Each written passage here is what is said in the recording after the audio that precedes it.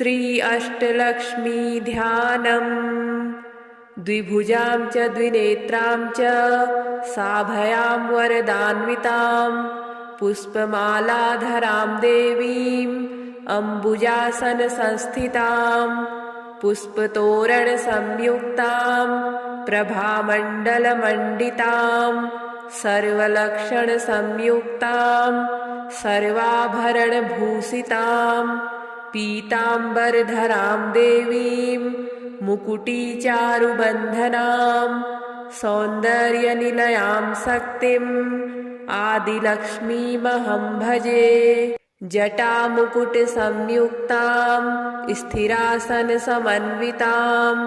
अभयं कटकं चैव पूर्णकुम्भं करद्वये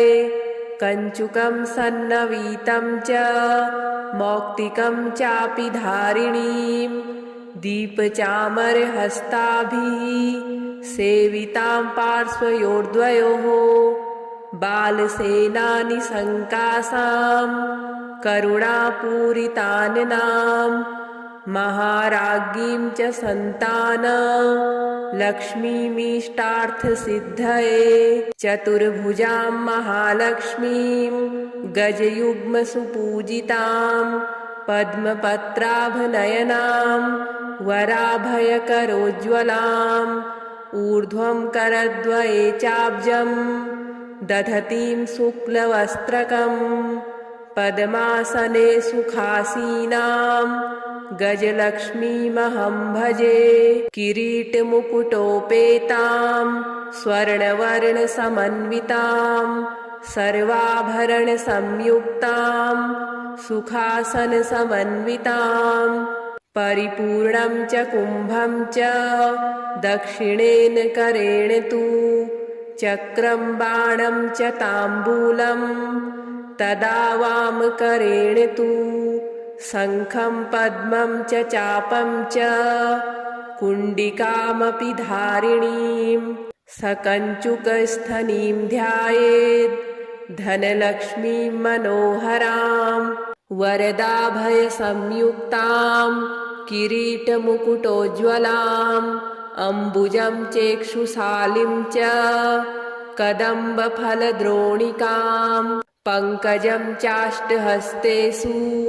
दधानां शुक्लरूपिणीं कृपामूर्तिं जटाजूटां सुखासनसमन्वितां सर्वालङ्कारसंयुक्तां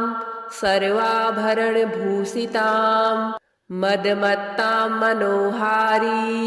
रूपां धान्यश्रियं भजे। अष्टबाहुयुतां देवीं सिंहासनवरस्थितां सुखासनां सुकेशीं च किरीटमुकुटोज्ज्वलां श्यामाङ्गीं कोमलाकारां सर्वाभरणभूषितां खड्गं पाशं तदा चक्रम् अभयं सव्यहस्तके खेटकं चाङ्कुशं शङ्खं वरदं वामहस्तके राजरूपधरां शक्तिं प्रभासौन्दर्यशोभितां हंसारूढां स्मरेद्देवीं विजयां विजयप्रदे। अष्टबाहुयुतां लक्ष्मीं सिंहासनवरस्थितां तप्तकाञ्चनसङ्कासां किरीटमुकुटोज्ज्वलां स्वर्णकञ्चुकसंयुक्तां सन्नवीततरां शुभाम् अभयं वरदं चैव भुजयोः सव्यवामयोः चक्रं शूलं च बाणं च शङ्खं चापं कपालकं दधतीं धैर्यलक्ष्मीं च नवतालात्मिकां भजे। चतुर्भुजां द्विनेत्रां च वराभयकरान्विताम् अब्जद्वयकराम्भोजाम् अम्बुजासनसंस्थितां ससुवर्णघटोराभ्यां प्लाव्यमानां महाश्रियं सर्वाभरणशोभाढ्यां शुभ्रवस्त्रोत्तरीयकां चामरग्रहनारीभिः सेवितां पार्श्वयोर्द्वयोः आपादलम्बिवसनां करण्डमकुटां भजे द्विभुजां च द्विनेत्रां च साभयां वरदान्वितां पुष्पमालाधरां देवीं अम्बुजासनसंस्थितां पुष्पतोरणसंयुक्तां प्रभामण्डलमण्डितां सर्वलक्षणसंयुक्तां सर्वाभरणभूषितां पीताम्बरधरां देवीं मुकुटीचारुबन्धनां सौन्दर्यनिलयां शक्तिम् आदिलक्ष्मीमहं भजे जटामुकुटसंयुक्तां स्थिरासनसमन्विताम् अभयं कटकं चैव पूर्णकुम्भं करद्वये कञ्चुकं सन्नवीतं च मौक्तिकं चापि धारिणीं दीपचामरहस्ताभिः सेवितां पार्श्वयोर्द्वयोः बालसेनानि सङ्कासां करुणापूरिताननां महाराज्ञीं च सन्तानं लक्ष्मीमीष्टार्थसिद्धये चतुर्भुजां महालक्ष्मीं गजयुग्मसुपूजितां पद्मपत्राभनयनां वराभयकरोज्ज्वलाम् ऊर्ध्वं करद्वये चाब्जं दधतीं शुक्लवस्त्रकं पद्मासने सुखासीनां गजलक्ष्मीमहं भजे किरीटमुकुटोपेतां स्वर्णवर्णसमन्वितां सर्वाभरणसंयुक्तां सुखासनसमन्वितां परिपूर्णं च कुम्भं च दक्षिणेन करेण तु चक्रं बाणं च ताम्बूलं तदा वामकरेण तु शङ्खं पद्मं च चापं च कुण्डिकामपि धारिणीं सकञ्चुकस्थनीं ध्यायेत् धनलक्ष्मीं मनोहरां वरदाभयसंयुक्तां किरीटमुकुटोज्ज्वलाम् अम्बुजं चेक्षुशालिं च कदम्बफलद्रोणिकां पङ्कजं चाष्टहस्तेषु दधानां शुक्लरूपिणीं कृपामूर्तिं जटाजूटां सुखासनसमन्वितां सर्वालङ्कारसंयुक्तां सर्वाभरणभूषितां मदमत्तां मनोहारी रूपां धान्यश्रियं भजे अष्टबाहुयुतां देवीं सिंहासनवरस्थितां सुखासनां सुकेशीं च किरीटमुकुटोज्ज्वलां श्यामाङ्गीं कोमलाकारां सर्वाभरणभूषितां खड्गं पाशं तदा चक्रम् अभयं सव्यहस्तके खेटकं चाङ्कुशं शङ्खं वरदं वामहस्तके राजरूपधरां शक्तिं प्रभासौन्दर्यशोभितां हंसारूढां स्मरेद्देवीं विजयां विजयप्रदे अष्टबाहुयुतां लक्ष्मीं सिंहासनवरस्थितां तप्तकाञ्चनसङ्कासां किरीटमुकुटोज्ज्वलां स्वर्णकञ्चुकसंयुक्तां सन्नवीततरां शुभाम् अभयं वरदं चैव भुजयोः सव्यवामयोः चक्रं शूलं च बाणं च शङ्खं चापं कपालकं दधतीं धैर्यलक्ष्मीं च नवतालात्मिकां भजे चतुर्भुजां द्विनेत्रां च वराभयकरान्विताम् अब्जद्वयकरां भोजाम् अम्बुजासनसंस्थितां ससुवर्णघटोराभ्यां प्लाव्यमानां महाश्रियं सर्वाभरणशोभाढ्यां शुभ्रवस्त्रोत्तरीयकां चामरग्रहनारीभिः सेवितां पार्श्वयोर्द्वयोः आपादलम्बिवसनां करण्डमकुटां भजे द्विभुजां च द्विनेत्रां च साभयां वरदान्वितां पुष्पमालाधरां देवीम् अम्बुजासनसंस्थितां पुष्पतोरणसंयुक्तां प्रभामण्डलमण्डितां सर्वलक्षणसंयुक्तां सर्वाभरणभूषितां पीताम्बरधरां देवीं मुकुटीचारुबन्धनां सौन्दर्यनिलयां शक्तिम् आदिलक्ष्मीमहं भजे जटामुकुटसंयुक्तां स्थिरासनसमन्विताम् अभयं कटकं चैव पूर्णकुम्भं करद्वये कञ्चुकं सन्नवीतं च मौक्तिकं चापि धारिणीं दीपचामरहस्ताभिः सेवितां पार्श्वयोर्द्वयोः बालसेनानि सङ्कासां करुणापूरिताननां महाराज्ञीं च सन्तान लक्ष्मीमीष्टार्थसिद्धये चतुर्भुजां महालक्ष्मीं गजयुग्मसुपूजितां पद्मपत्राभनयनां वराभयकरोज्ज्वलाम् ऊर्ध्वं करद्वये चाब्जं दधतीं शुक्लवस्त्रकं पद्मासने सुखासीनां गजलक्ष्मीमहं भजे किरीटमुकुटोपेतां स्वर्णवर्णसमन्वितां सर्वाभरणसंयुक्तां सुखासनसमन्वितां परिपूर्णं च कुम्भं च दक्षिणेन करेण तु चक्रं बाणं च ताम्बूलं तदा वामकरेण तु शङ्खं पद्मं च चापं च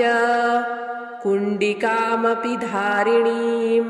सकञ्चुकस्थनीं ध्यायेत् धनलक्ष्मीं मनोहरां वरदाभयसंयुक्तां किरीटमुकुटोज्ज्वलाम् अम्बुजं चेक्षुशालिं च कदम्बफलद्रोणिकां पङ्कजं चाष्टहस्तेषु दधानां शुक्लरूपिणीं कृपामूर्तिं जटाजूटां सुखासनसमन्वितां सर्वालङ्कारसंयुक्तां सर्वाभरणभूषितां मदमत्तां मनोहारी रूपां धान्यश्रियं भजे अष्टबाहुयुतां देवीं सिंहासनवरस्थितां सुखासनां सुकेशीं च किरीटमुकुटोज्ज्वलां श्यामाङ्गीं कोमलाकारां सर्वाभरणभूषितां खड्गं पाशं तदा चक्रम् अभयं सव्यहस्तके खेटकं चाङ्कुशं शङ्खं वरदं वामहस्तके राजरूपधरां शक्तिं प्रभासौन्दर्यशोभितां हंसारूढां स्मरेद्देवीं विजयां विजयप्रदे अष्टबाहुयुतां लक्ष्मीं सिंहासनवरस्थितां तप्तकाञ्चनसङ्कासां किरीटमुकुटोज्ज्वलां स्वर्णकञ्चुकसंयुक्तां सन्नवीततरां शुभाम् अभयं वरदं चैव भुजयोः सव्यवामयोः चक्रं शूलं च बाणं च शङ्खं चापं कपालकं दधतीं धैर्यलक्ष्मीं च नवतालात्मिकां भजे चतुर्भुजां द्विनेत्रां च वराभयकरान्विताम् अब्जद्वयकराम्भोजाम् अम्बुजासनसंस्थितां ससुवर्णघटोराभ्यां प्लाव्यमानां महाश्रियं सर्वाभरणशोभाढ्यां शुभ्रवस्त्रोत्तरीयकां चामरग्रहनारीभिः सेवितां पार्श्वयोर्द्वयोः आपादलम्बिवसनां करण्डमकुटां भजे द्विभुजां च द्विनेत्रां च साभयां वरदान्वितां पुष्पमालाधरां देवीम् अम्बुजासनसंस्थितां पुष्पतोरणसंयुक्तां प्रभामण्डलमण्डितां सर्वलक्षणसंयुक्तां सर्वाभरणभूषितां पीताम्बरधरां देवीं मुकुटीचारुबन्धनां सौन्दर्यनिलयां शक्तिम् आदिलक्ष्मीमहं भजे जटामुकुटसंयुक्तां स्थिरासनसमन्विताम् अभयं कटकं चैव पूर्णकुम्भं करद्वये कञ्चुकं सन्नवीतं च मौक्तिकं चापि धारिणीं दीपचामरहस्ताभिः सेवितां पार्श्वयोर्द्वयोः बालसेनानि सङ्कासां करुणापूरिताननां महाराज्ञीं च सन्तानं लक्ष्मीमीष्टार्थसिद्धये चतुर्भुजां महालक्ष्मीं गजयुग्मसुपूजितां पद्मपत्राभनयनां वराभयकरोज्ज्वलाम् ऊर्ध्वं करद्वये चाब्जं दधतीं शुक्लवस्त्रकं पद्मासने सुखासीनां गजलक्ष्मीमहं भजे किरीटमुकुटोपेतां स्वर्णवर्णसमन्वितां सर्वाभरणसंयुक्तां सुखासनसमन्वितां परिपूर्णं च कुम्भं च दक्षिणेन करेण तु चक्रं बाणं च ताम्बूलं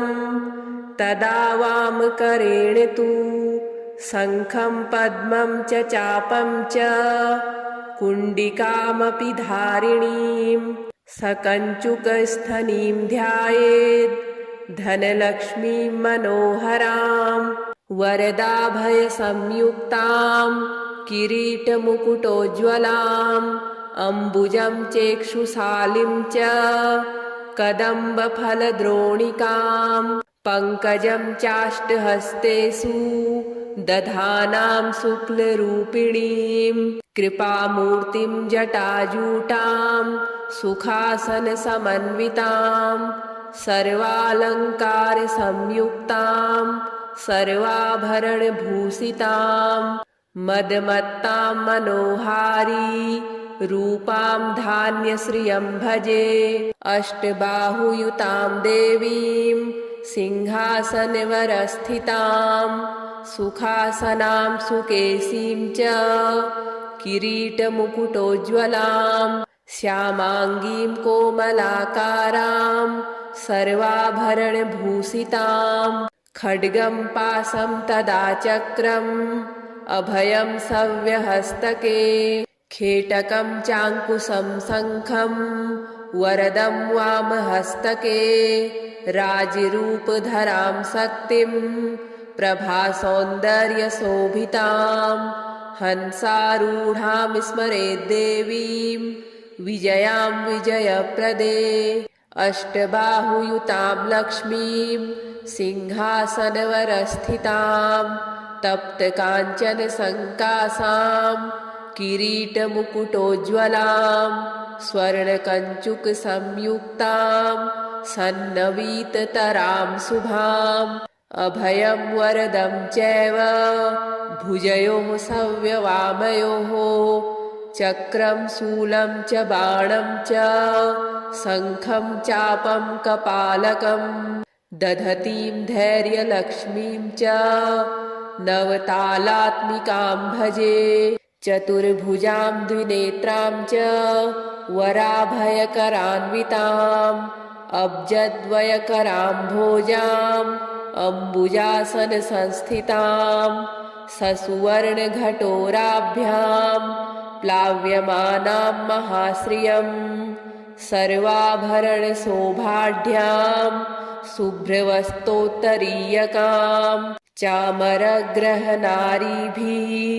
सेवितां पार्श्वयोर्द्वयोः आपादलम्बिवसनां करण्डमकुटां भजे द्विभुजां च द्विनेत्रां च साभयां वरदान्वितां पुष्पमालाधरां देवीं अम्बुजासनसंस्थितां पुष्पतोरणसंयुक्तां प्रभामण्डलमण्डितां सर्वलक्षणसंयुक्तां सर्वाभरणभूषितां पीताम्बरधरां देवीं मुकुटीचारुबन्धनां सौन्दर्यनिलयां शक्तिम् आदिलक्ष्मीमहं भजे जटामुकुटसंयुक्तां स्थिरासनसमन्विताम् अभयं कटकं चैव पूर्णकुम्भं करद्वये कञ्चुकं सन्नवीतं च मौक्तिकं चापि धारिणीं दीपचामरहस्ताभिः सेवितां पार्श्वयोर्द्वयोः बालसेनानि सङ्कासां करुणापूरिताननां महाराज्ञीं च सन्तान लक्ष्मीमीष्टार्थसिद्धये चतुर्भुजां महालक्ष्मीं गजयुग्मसुपूजितां पद्मपत्राभनयनां वराभयकरोज्ज्वलाम् ऊर्ध्वं करद्वये चाब्जं दधतीं शुक्लवस्त्रकं पद्मासने सुखासीनां गजलक्ष्मीमहं भजे किरीटमुकुटोपेतां स्वर्णवर्णसमन्वितां सर्वाभरणसंयुक्तां सुखासनसमन्वितां परिपूर्णं च कुम्भं च दक्षिणेन करेण तु चक्रं बाणं च ताम्बूलं तदा वामकरेण तु शङ्खं पद्मं च चापं च कुण्डिकामपि धारिणीं सकञ्चुकस्थनीं ध्यायेत् धनलक्ष्मीं मनोहरां वरदाभयसंयुक्तां किरीटमुकुटोज्ज्वलाम् अम्बुजं चेक्षुशालिं च कदम्बफलद्रोणिकां पङ्कजं चाष्टहस्तेषु दधानां शुक्लरूपिणीं कृपामूर्तिं जटाजूटां सुखासनसमन्वितां सर्वालङ्कारसंयुक्तां सर्वाभरणभूषितां मदमत्तां मनोहारी रूपां धान्यश्रियं भजे अष्टबाहुयुतां देवीं सिंहासनवरस्थितां सुखासनां सुकेशीं च किरीटमुकुटोज्ज्वलां श्यामाङ्गीं कोमलाकारां सर्वाभरणभूषितां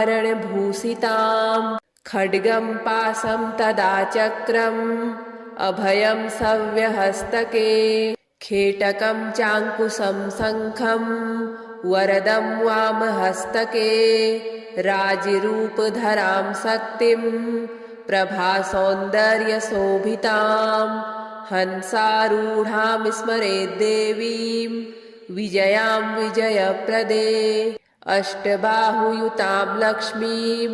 सिंहासनवरस्थितां तप्तकाञ्चनसङ्कासां किरीटमुकुटोज्ज्वलां स्वर्णकञ्चुकसंयुक्तां सन्नवीततरां शुभाम् अभयं वरदं चैव भुजयोः सव्यवामयोः